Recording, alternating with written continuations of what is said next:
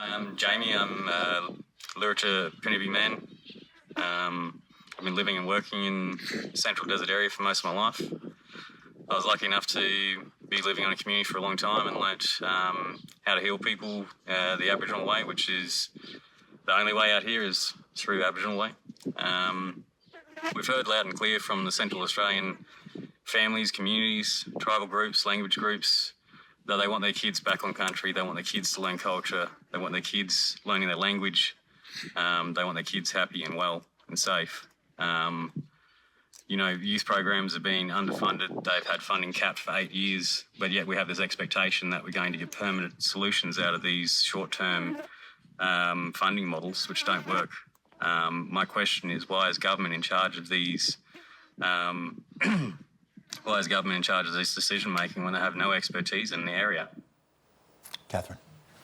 Yeah, I actually had the pleasure of going and watching one of the programs Jamie worked in once, and it was this is your country, of course. Yeah, this is my country, and certainly out that way, my nana's mother's country. And this was a Jillera program, so Jillera, the men's tools, and it was the most wonderful thing to watch, the calmness. So those of you who would have heard Stan's Welcome to Country and Language, that is the language that belongs to this country, and the country listens. And I'm sure as you heard those words, a sense of calmness you would not have anticipated hearing you would have felt it. When you're watching men, those old men working with those young men on country, and watching them as they make those tools in the rhythm of the country, tools that they've gone and looked for. While they're looking for it, they're talking about what's going on in their lives. They're learning their ancient stories. And be careful of that word ancient, because we are a modern society as well. But these are things we've known about healing for a very long time. And then they sit down with those old men, and those old men look at them and they smile at them and they tell them they're doing a really good job in the most gentle way. And all the time, the rhythm of those tools making people feel strong. So there is absolutely a need for more opportunity to do those things. Do those programs run out of money all the time? Are those policy settings unfair? Are they informed by Aboriginal people?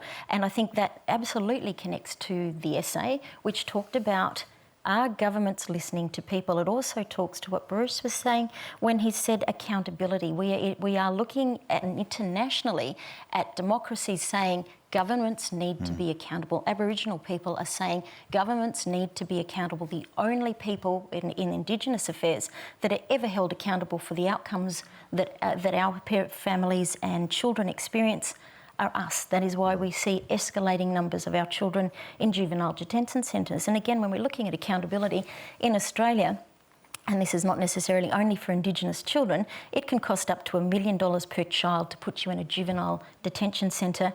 What would it cost to give your family rent-free, a safe home, one where we could wrap you around and we could work on what might be going wrong in your life at this moment in time? So are the right voices in the room? No, they're not. Are we seeing a massive shift towards more local-based commissioning? Yes, we are. And again, that's a lot of the work that organisations like SNAICC does in negotiating for more local-led decision-making and local-led commissioning models. But those things take an incredible amount of goodwill, and they require an incredible amount of transformation within local procurement processes. And Dan Tehan,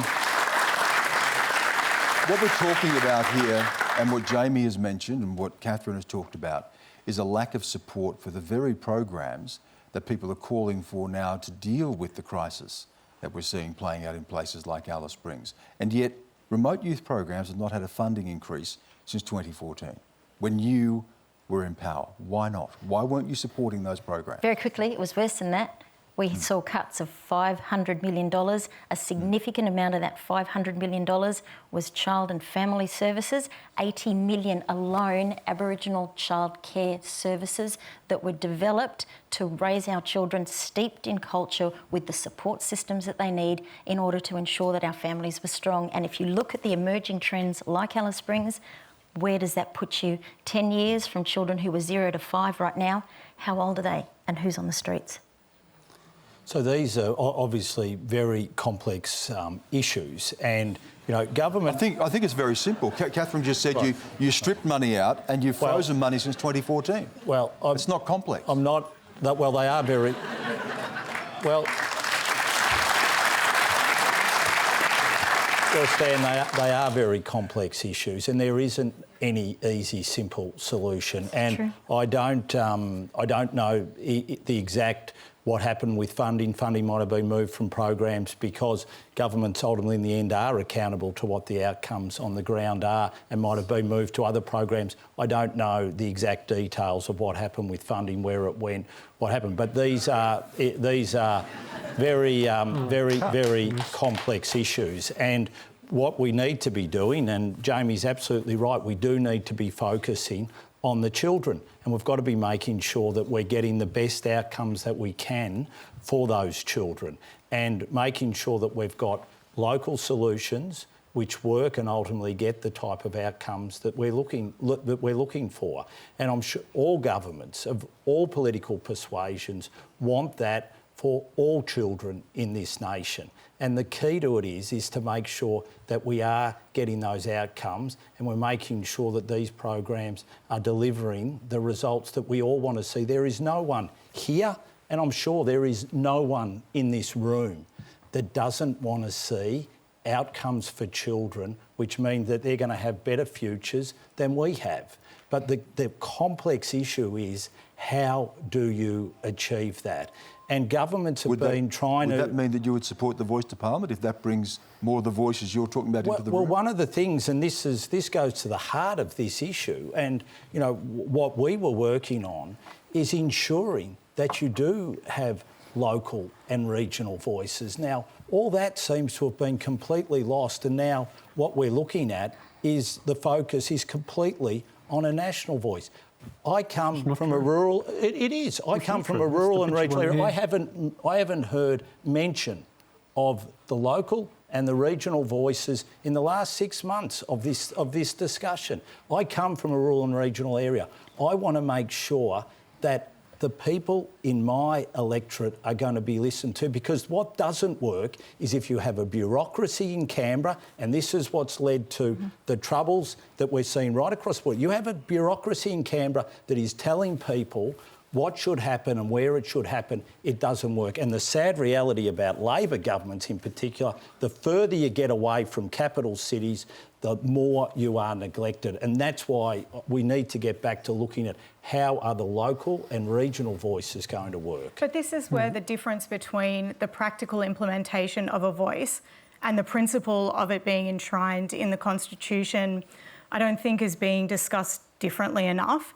I support the voice. I think it was fantastic, for example, that Dominic Perrottet, as our Liberal Premier, actually signed but the... Peter Dutton won't say that he supports it, so well, where does that leave the Liberal Party? Not yet. And I think there are months to go of this discussion. I mean, it's fair to have a discussion. That's what politics is all about. You've learned enough to support it. Dominic Perrottet's learned enough to support it. So what would you say to Dan Tehan about supporting it? So my view is that it is a good thing for our nation to recognise and respect a group of people who have been custodians of this country for over 60,000 years, and to respect a part of their governance in our founding document. And in a way, I think nothing could be more liberal and even perhaps conservative, in that liberalism is about taking responsibility. It's about that individual drive for progress. And our Constitution, as our founding document of the modern Australian nation, the desire to be enshrined within that is fundamentally a conservative idea, in that you want to, or perhaps a liberal idea, that you want to strengthen the institutions that govern us well. And I think that the voice does that beautifully in recognising our first people in that founding document. So that's the principal argument. The next stage of the practical implementation, I mean, obviously the Calmer and Langton review does in fact talk about the local and regional voices in great detail. Yeah. And that's generally what we seem to be basing our discussion on.